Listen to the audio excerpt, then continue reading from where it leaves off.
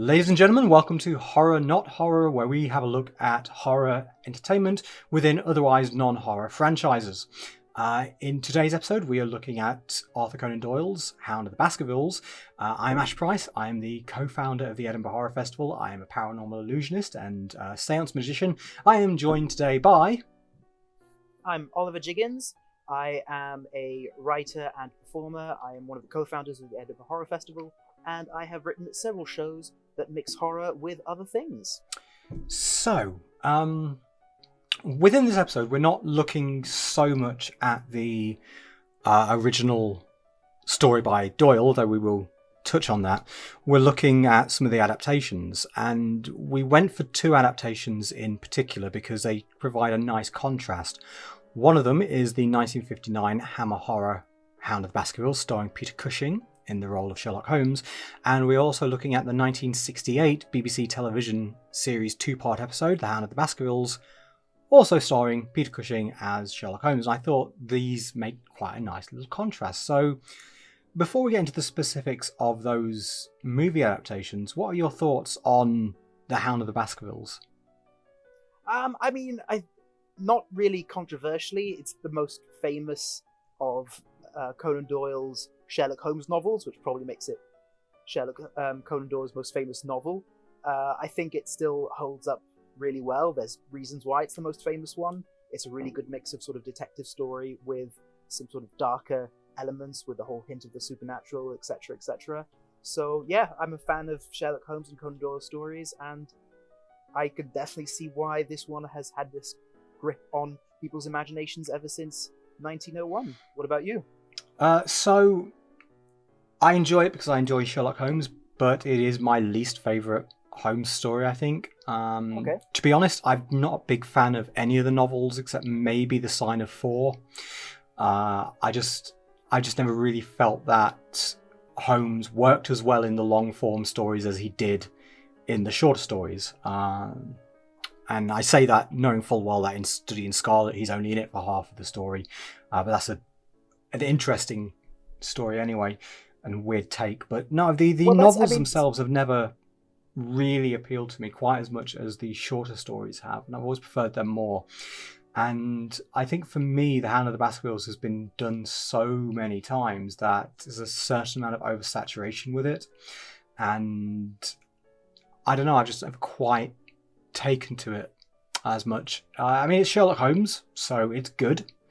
It's just not, for me, the best work in the canon. No, that's fair enough. But it is constantly seen as a very, very horror-based story. There are a couple of stories within the Holmes canon that cover horror ideas. There is the Sussex Vampire, which I'm sure we'll talk about at some point. But I want to look at the movies. I want to look at those two particular movies because I think Cushing provides a good contrast in the two movies he does. And it's an interesting way to compare the two. And as adaptations of the work, there are also things that are very, very accessible. I mean, the books you can pick up because they're public domain, but obviously people don't always have the... and me certainly with some of my health problems, I don't always have the focus needed to get through an entire novel, so films are a great way to experience those stories. So they're very different. I think we should maybe talk about, just because it's the earliest one, talk about the Hammer version first. I think there is one main difference between the two adaptations. The television show is an adaptation of a Sherlock Holmes story, whereas the Hammer movie is very much just a horror movie. Intended, I guess, as a piece of horror entertainment, because there's a lot of changes from the story and a lot of liberties taken with it, and some of them I think work really, really well. I quite like the opening sequence where we see Sir Hugh Baskerville and everything that he did, because I don't remember seeing many adaptations that include an actual look back in that amount of detail anyway. Yeah, no, and it's a very sort of effortless way into the story, because you get this flashback, which is a very punchy start, rather than just starting with two men in the flat in Baker Street chewing the fat, and then you go into the actual introduction of the case, while also being able to skip the entire, oh, a new client's arrived, who is this client, blah blah blah, because we see that the client was the one who was narrating this story. So it goes, yeah, it's a very punchy opening. It is. It really draws you in. I think it was really well done and very unnerving as well, and very unpleasant as a piece, just because Hugh de Baskerville is not a particularly nice man.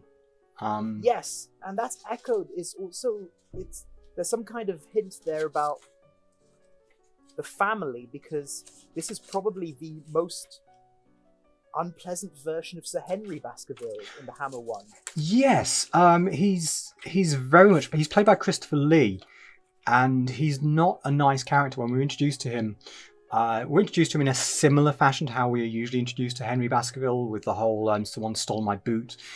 But in this scenario, he's a lot more angry and very much speaking down when he thinks Holmes and Watson are just staff members of the hotel, which we don't quite see in other versions of Henry Baskerville. And it's an elitism that's very much glossed over. And as soon as he realises how important Holmes is, he's like, "Oh, I'm dreadfully sorry, old man." And Holmes says, "Oh, there's nothing to worry about." And it was, yeah, he's all the way through very much like that. And an interesting decision, because Henry has always been American, hasn't he?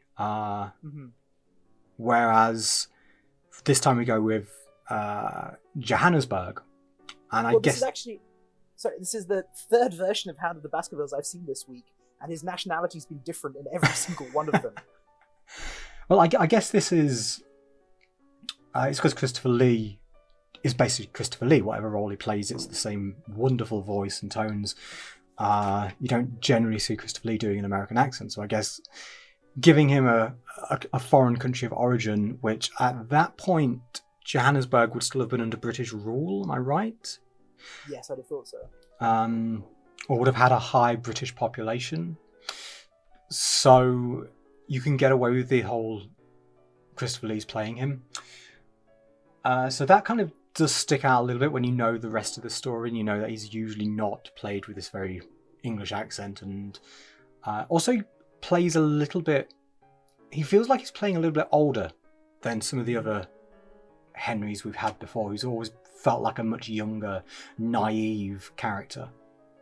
Yes, and the Sir Henry character always feels quite underwritten in the book and in most adaptations. Really, the only two characters you get a feel for are Holmes and Watson, and maybe Professor Mortimer, and the whole sort of love story between Sir Henry and Mrs. Stapleton is kind of glossed over. Whereas here, by glossing over it, they make it pretty non-consensual. Yeah, the whole relationship with Henry and Cecile feels very uncomfortable to a modern audience. And you also have a hint with that also being the same with his uncle, Sir Charles, because she draws several parallels. So there's an underlying theme there about the entire aristocracy, at least in that part of the country, just being very, very not the kind of people that should have the power that they do. Yeah, it's the relationships there, and the other relationship in this one, I don't know, Stapleton feels much more vindictive. I mean, he wasn't a nice character anyway, because his entire goal is to set out to kill Sir Henry and take his fortune. But in this one, he felt even more pantomime villain. Mm-hmm. And that doesn't seem uncommon with Hammer villains. Kind of from the very beginning where we see him, he's not a good person. We know he's a bad guy. Whereas at least in the story and the other adaptations, you are given this idea that he is a good person. He's just a nice guy. Maybe a little blunt, but there's certainly no indication that he's a villain. Whereas in this version, it seems very obvious, even if you don't know the story, this guy's a bad guy. Yeah, and he's also, like you said about Sir Henry, he's aged up, because in the book and in other versions, he's presented as the brother of Yes. Mrs. Stapleton, whereas here he's the father which is actually apparently true. Yes, there is that. I was wondering whether or not they would at the end do that whole rug pull where they reveal they're married, which genuinely wouldn't have surprised me for a film of this era. But yeah, making him the father changes that relationship a little bit more, changes the dynamic a bit, because Stapleton always felt very uncomfortable about the way his wife interacted with Henry, whereas in this there's a lot more kind of encouragement there. The whole thing just it changes it quite a lot, and there are lots of changes made in this adaptation that alter it. Some add to it, like the mine shaft and all of that added in. All this adds extra layers to it, and it's an interesting story. One thing I have to talk about in the negative. They put a mask on the bloody dog. I mean, I think the problem with the Hound of the Baskervilles is you're fine until you show the dog, but then ultimately you have to show some kind of dog. So I think you do have to do something with the dog in terms of either give him some prosthetics or do something. If not, it's... Yeah. They're not even... The Hound is always... Even for a Doberman is usually about that size. They're not that big. No. The Hound... Now, in the TV adaptation, I haven't read the actual novel for a while, but there is the suggestion that Stapleton specifically picked this type of dog, and that there seems to be an implication that there was some specific breeding that's gone into making sure this dog is what it is, which I guess explains it, because you're right, it's a difficult antagonist to make believable. It's a dangerous, spooky hound of hell, but very few dogs in reality come close to that. So I can appreciate that something has to be done to it, but the mask just felt very... like nothing else is done to it, just this eye mask is placed over the top of the dog, and it just was a little bit... Yeah, but for me it didn't... It was okay because it was a fairly small change, but it still altered the profile, which was able to... Like, I'm not saying that mask was the best thing in the world or anything, but yeah, I think you do need something to make it look otherworldly, both at a distance and close up. And it's you have to. It just felt, of all the ways it's been done, this one just felt a little bit silly. Well, I guess, I mean, I might be coloured by the third version that I've seen, which just went for, we'll just have CGI shots of a dog, and they don't look good. Which version was this? This was the... Ian Hart played Watson in it, and Richard E. Grant played Stapleton. Is this the early 2000s version? Yes. Yeah, I think it's 2002 or so. Yes, I've seen that version as well quite some time ago. Speaking of Watson, actually, I thought that both the Hammer version and the television version, which we'll talk about in more detail a little later, did a good job handling Watson, because Watson is always very hit and miss when it comes to adaptations, and a lot of that is down to Nigel Bruce and the adaptations from the 20s and 30s, or 30s and 40s, where Nigel Bruce very much plays Watson as a bumbling idiot.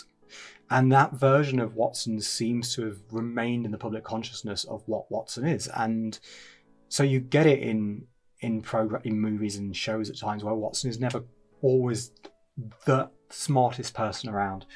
But I think for the most part, these adaptations both did injustice. I think the movie version slightly less so than the television version. Oh, I would have said the opposite. I found the TV version a bit too bumbling and silly at times. No, you're right. I'm getting them mixed up. You are completely right, yes. Yes, I agree. I think that the versions of Watson that were portrayed in the Jeremy Brett series were both brilliant actors. That was David, Edward Hardwicke and David. I forget his last name now, but there was two Watsons, and both of them were played as very intelligent, very strong characters. So it's always good to see Watsons played like that. So let's talk about Cushing. What did you think of him and his portrayal of Holmes? Well, I hadn't seen Cushing as Holmes in a long time. I saw the Hammer version of Hound of the Baskervilles as a child.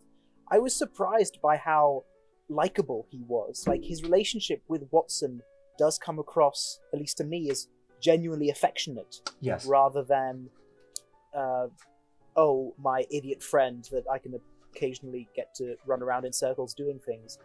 So he had a genuinely human side, which was nice, while also being able to be, being Peter Cushing, he was effortlessly intelligent and aristocratic without being a complete snob. Yes. I felt that was more prominent within the TV version than the movie version. I think the movie version, he's a little bit at times, a little bit action hero. Mm-hmm. When he's kind of running and bouncing around over various places. He even gets a couple of quips after the mine thing when he's waiting for them on the cart. Yes. I just remember one scene where he kind of bounces up the side of these moors and just very sprightly and energetic. Well, it's worth remembering that there's almost a decade between the two versions, so we are in effect seeing a younger Holmes and an older one, rather than just two versions of the same character by the same actor. Yes, exactly. That said, I don't think there was a great deal of difference between the two versions. I think he was quite consistent with the way he portrayed Holmes, but then also Cushing's another one of those actors who is very much, you recognise his tone, his inflection, his voice in whatever he does. There's that breed of actor who was very, very good at taking on different types of characters and different types of roles, but didn't really alter their speaking style, which is something you don't really see much anymore. Whenever you see modern actors keeping their speaking style consistent throughout movies and different characters, it's criticised quite a lot. But you look at actors like Christopher Lee and Peter Cushing, and the work they do is always phenomenal because of how good they are as performers. Well, I guess in a way it's the difference between the repertoire theatre versus the gig economy we are in now, where there was a bit more of a brand. If you had a Hammer horror film, then of course you'd have Christopher Lee come in and you'd have Peter Cushing and you'd go in to go and see them. Whereas nowadays there's a bit more of, it's this person playing this part or in this film, so there needs to be a bit more of a difference. Yeah. So this was just after Dracula, wasn't it? This was a year after Dracula. Mm-hmm. So I am nodding along rather than saying you're right. I have not checked that date. I think it is. I'm sure Dracula was 1958. So, what do we think about the alterations that were made to it then? Generally, does it add to it as a horror story? Does it detract from it as a Sherlock Holmes story? What are your thoughts? I think most of them really work. For the Hammer one, because while they've replaced a lot of the book, they have still replaced it with detective elements. So we get the spider. In London, Sir Henry is almost killed by a tarantula that is left in one of his clothes, and then that leads a false trail. I mean, I don't think the spider itself is a great assassination method. No, but it leads a false trail because then you meet a character on Dartmoor who has a collection of spiders and is presented as a bit of a weirdo. And then of course the mines that they disappear into much later are where the Hound is being kept. So you do still get a gradual development and different pieces of information being either withheld or given or some misdirection. So I think that works quite well in the Hammer version. The TV version is a bit more of a straight adaptation with some little things thrown in, such as Watson being pursued in the same place that Sir Charles died. He was pursued by the Hound, which is kind of the cliffhanger ending of the first episode, because it's a double-part adaptation. So there's, having seen 3 versions, I have now got a list in my head of how I would adapt The Hound of the Baskervilles. And one thing that surprises me is that none of these versions have used the whole, we can hear a woman weeping in this old manor house, and no one is, and apparently no one knows who that is. That seems like an obvious thing to play up in a horror adaptation. Yes. Have. Especially in that setting, you've got wonderful areas that you can definitely play around with the supernatural, especially with the dog. You can have that.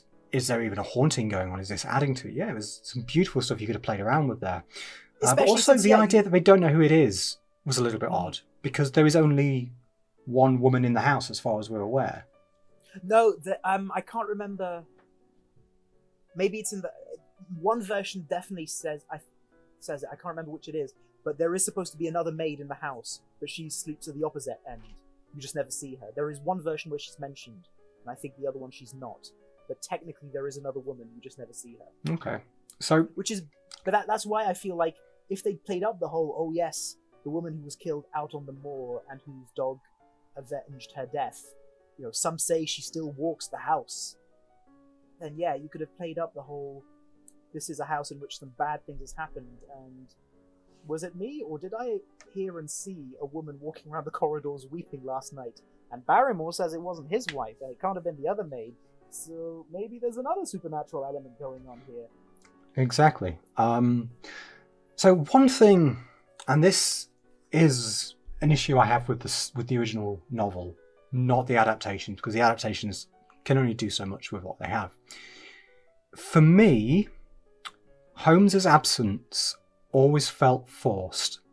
It never really felt natural. It never really felt like there was a good reason to not have Holmes there.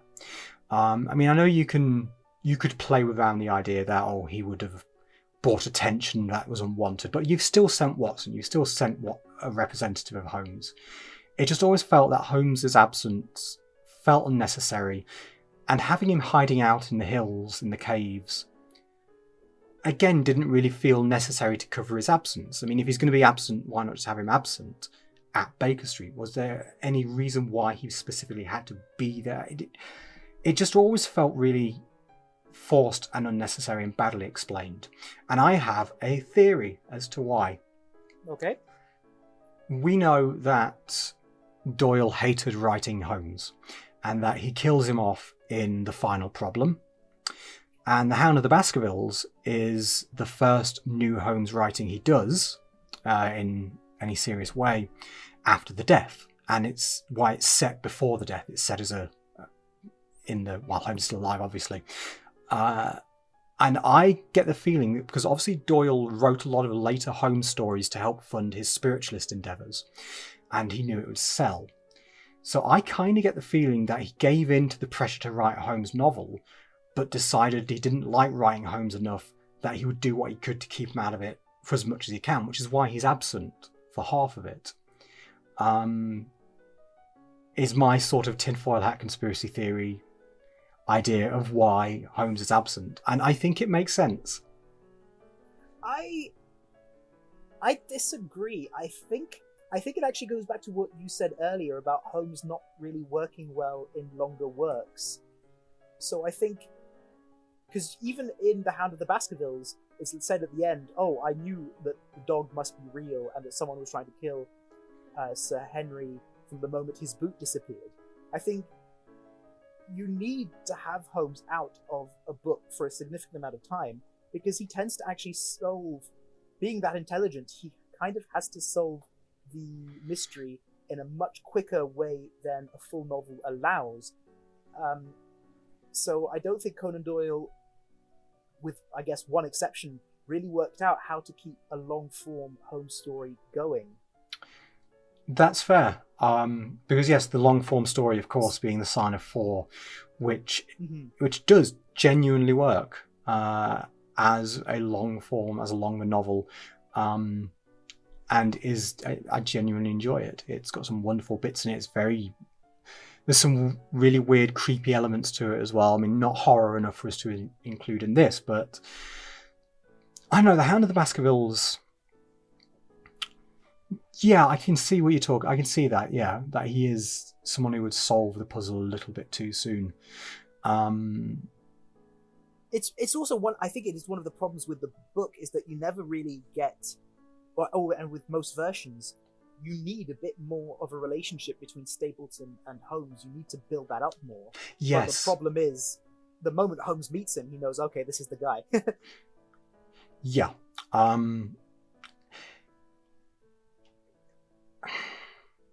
So, what do we think of the TV adaptation then, in comparison to the movie version? Well, I think one of the interesting versions is, as far as I know, it's the only version I've seen where we actually see Sir Charles Baskerville, played by the Major from 40 Towers. Yes. Which was nice to see. It was. That's actually in my notes as well, the Major, Faulty Towers. And so yeah, it's possibly the only version where you actually, most versions I don't even think you see him as a dead body. So it's a nice that's an interesting touch. And also of the three versions, that was the one I saw that had adapted the most of the book, and it was the only one of one of the things that puzzles me about, because I haven't read the book in a while, and watching a version of The Hound of the Baskervilles, it always seems odd that people don't instantly think, well, he must have been meeting someone. That Sir Charles must have been meeting someone. And if he didn't tell anyone, it makes sense for that to have been a woman. Oh, there's only one woman out here on this moor. The one with a really dodgy brother. Maybe she's worth looking into. And it wasn't until watching the TV version I remembered, oh no, wait, in the book there is another one. And it's weird that they choose to hide and that every other version gets rid of her when she is actually an important piece of the puzzle and does help keep the mystery going slightly longer. Mm-hmm. So that was a nice element to have in. I mean, obviously there's a difference in budget, because one's a one's a Hammer horror movie, and one is a BBC adaptation in the 60s. But it was still very good for what they did, for what they had available. It was a beautiful adaptation. Yes. I mean, some of the sets are more obviously sets than they are in other versions, but that can be forgiven. And it must be... I wonder what it's like for an actor to play those types of roles. Because, I mean, we've acted, but I've never played the same character 10 years apart. Which must be a very odd experience, to play the same character in the same role, in the same story, 10 years apart. Because that must really create an element of confusion at times. It might also be worth pointing out at this point that Christopher Lee has played Sir Henry Baskerville and Sherlock Holmes and Mycroft Holmes in different films. Yes, of course he has. So yeah, there are several Sherlock Holmes actors, because I believe Jeremy Brett also played Watson on stage. Yes, I believe so. So yeah, I wonder if anyone's done an in-depth study and actually bothered to ask all these actors when they were alive what it was like acting opposite yourself across time.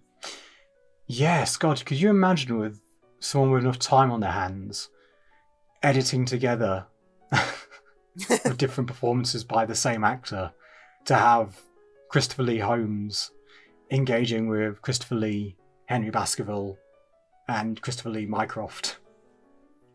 This is really what the 21st century cinematic universe should be. It is. Just hundreds and hundreds of Christopher Lees and Peter Cushings interacting with each other. Yes. So actually, has Cushing played? He's just played Holmes, hasn't he? I don't think he's played. If he has, I can't remember. I think he's only played Holmes. Because at this stage, Lee still wasn't full leading man actor, because even in Dracula, he was relegated to the and also starring rather than getting the headline credit which Cushing got. So as a piece of Gothic literature, which is what it is, it's Gothic horror literature, written 60 or so years, 70 or so years, I think, after Frankenstein and a decade or so after Dracula, so it's got that good history behind it. I think it does hit the right notes as Gothic horror, and I think the adaptations do it justice. And like I say, it's not my favourite Holmes story. It is possibly my least favourite, with the exception of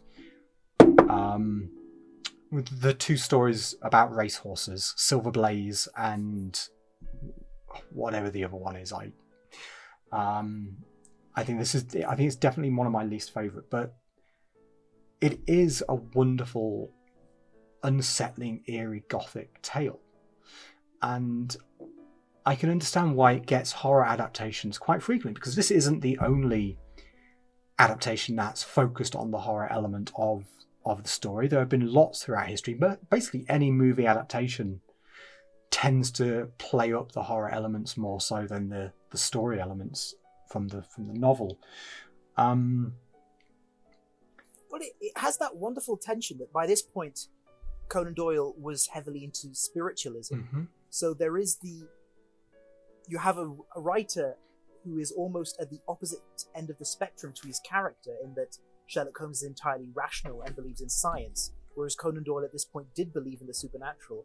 And so you see the same thing in the Sussex Vampire, where you do have a certain amount of tension in having Holmes presented with something that seems otherworldly in a way that is not given in a way where you instinctively dismiss everyone's fear as being obviously wrong, even though you know that Holmes doesn't live in that kind of world. Mm-hmm.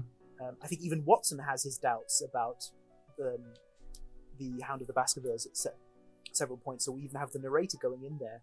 So yeah, you have the two sides there, which obviously are just a dream to anyone trying to adapt something that brings Holmes together with a slightly more horror-y edge. Mm-hmm. Yeah, it's got a lot of beauty to it, and I do find some of the changes that different adaptations make to be really interesting, and why they've made those decisions to change this and that, and like adding the spider in the Hammer one does really nothing for the storyline itself, but for the entertainment factor of meeting the vicar and his telescope, it's just a beautiful little scene. It's a great little bit of humour. One thing we haven't touched on is the Barrymores and their relationship with the escaped convict, which is a red herring in the story. I think it's quite a well done red herring.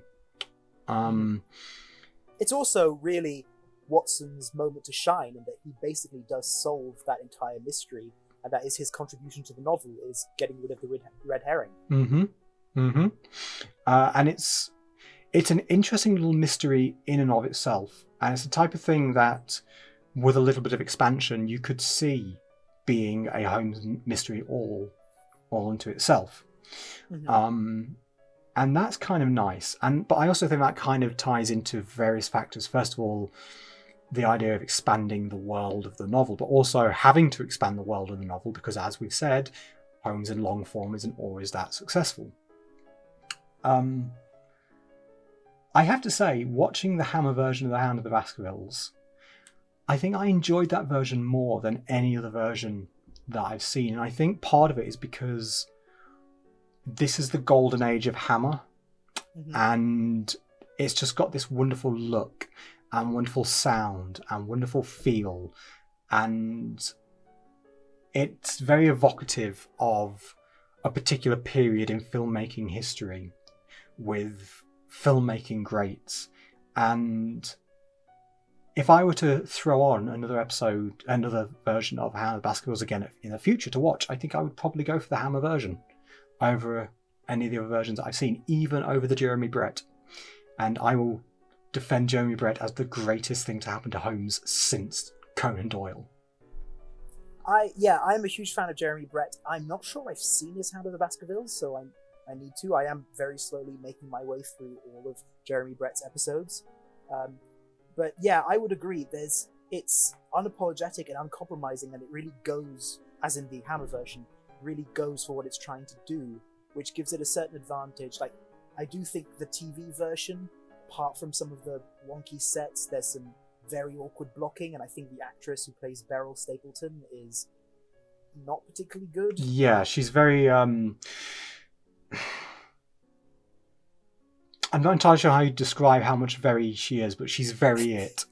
She's very... Yes, I couldn't have put it better myself. She is definitely it. Yeah. Very. I think what it is there's an element of overacting with her, I think.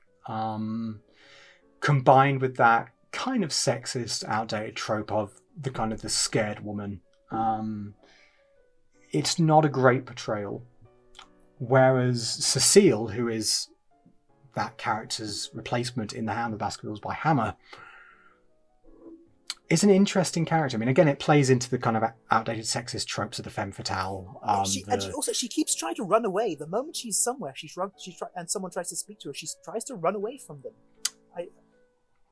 I'm not really sure why, but... But the fact that at the end she turns out to actually be a dangerous villain, a threat herself, and is the one that ends up sinking in the marsh at the end. Which also makes sense, I do think, from an adaptation standpoint, because like I said, I think one of the problems is you don't really get you have two problems, amongst some of the problems you have with characters that aren't Holmes, Watson, and possibly Dr. Mortimer, is the characters feel underdeveloped.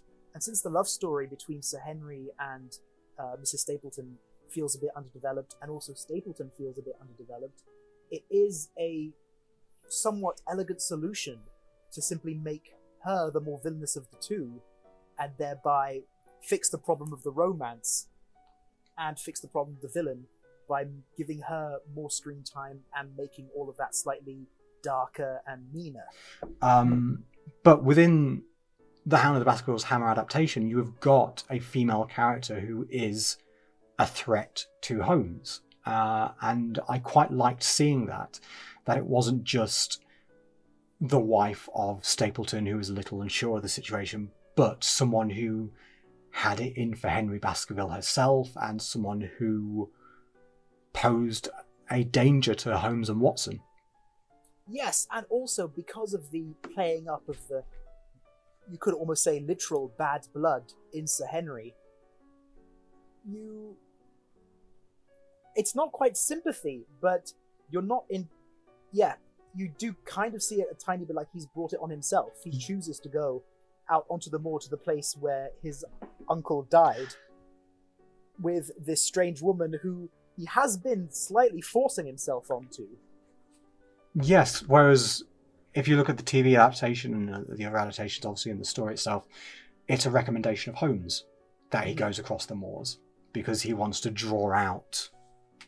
He's essentially using Henry Baskerville as bait, but yeah, this feels very much like his own, Henry Baskerville's own selfish decision to go across the moors with Cecile. Go for a nice date on that nice sacrificial stone that's been there since my ancestor was killed on it, and next to which my uncle died. This won't go wrong. Yes, but I think they are both very good adaptations, and the Hammer one is definitely in the gothic horror camp. You would include that in the list. And at the same time, though, it is an adaptation of the detective story, while it does change some horror elements. So it manages to skirt the line of being a Hammer horror film while not really being a horror film and something that isn't still the original detective story. Okay. So in which case then, let's give scores for the Hammer horror adaptation. Oliver, the first point is... Appropriateness for horror. Okay, so on appropriateness for horror, how much out of 4 would you give the Hammer version? Well, I guess here we're judging more the source material in terms of Sherlock Holmes and the detective story as being appropriate for horror. In this case, I'm going to give it a 2. You're going to give it a 2? Okay. Actually, sorry, I'm going to upgrade that to 3. I'm going to give it 3 out of 4.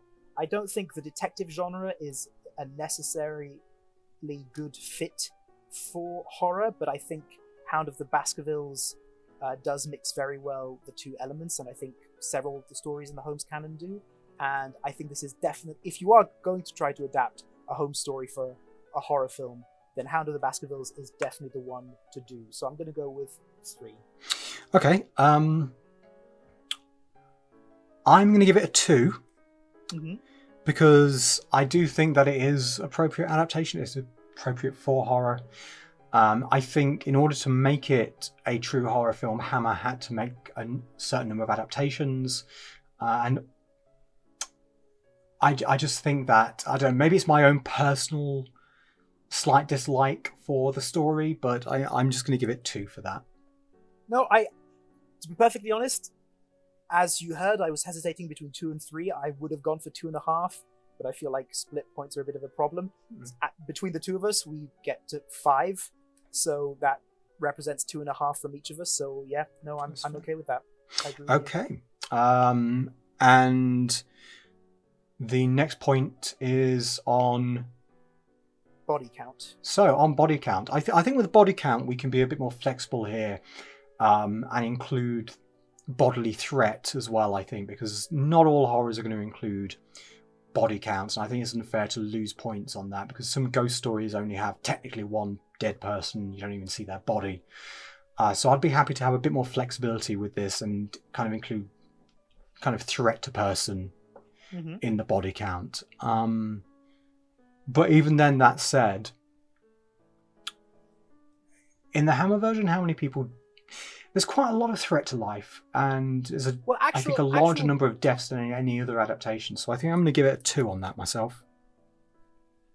Are there more deaths than... There's 3, because we have Sir Hugh. Well, we have Sir Hugh. Yes, that's true. He kills the woman as well, so that's 2. Yep. Then we have Sir Charles. Then Stapleton. Then Cecile. And then on top of that, we have the general threat. Henry's nearly killed. So, yeah. Also, in terms of non-murdery threat, the entire opening is severe bodily threat to that poor young woman from all these horrible men. Yeah. So yeah, I'm gonna give that a 2.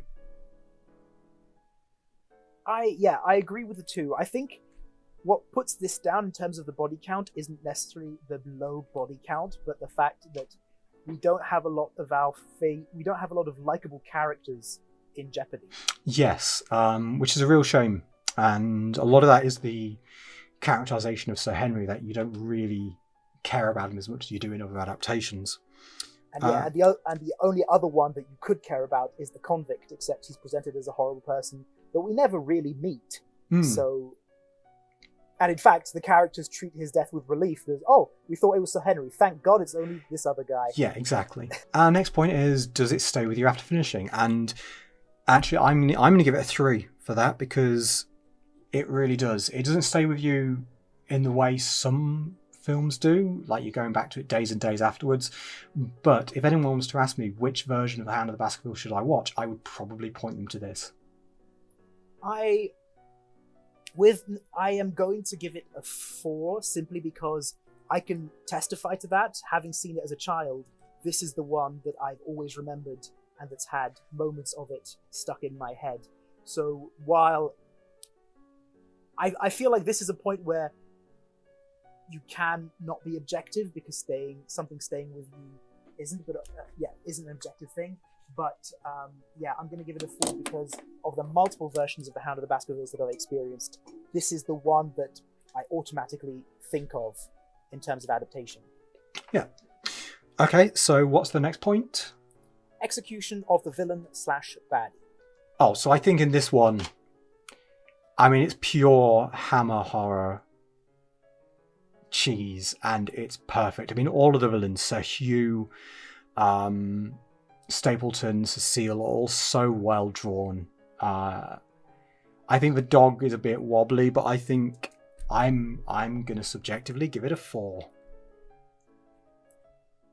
I'm going to give it a 3. I think Sir Hugo is very, very well done in terms of being completely horrible and getting the first 5 to 10 minutes of the film just given to him. I think Cecile does, as a character, does a lot of very smart decisions in terms of the adaptation. The dog is... Yeah, there still has not been a definitive version of the dog. And Stapleton, apart from being given the slightly deformed hand, I still don't feel like enough is done with that character. So I see why you think it works, but yeah, I'm gonna go with 3, losing a point for the dog and Stapleton. And the final point is overall scariness.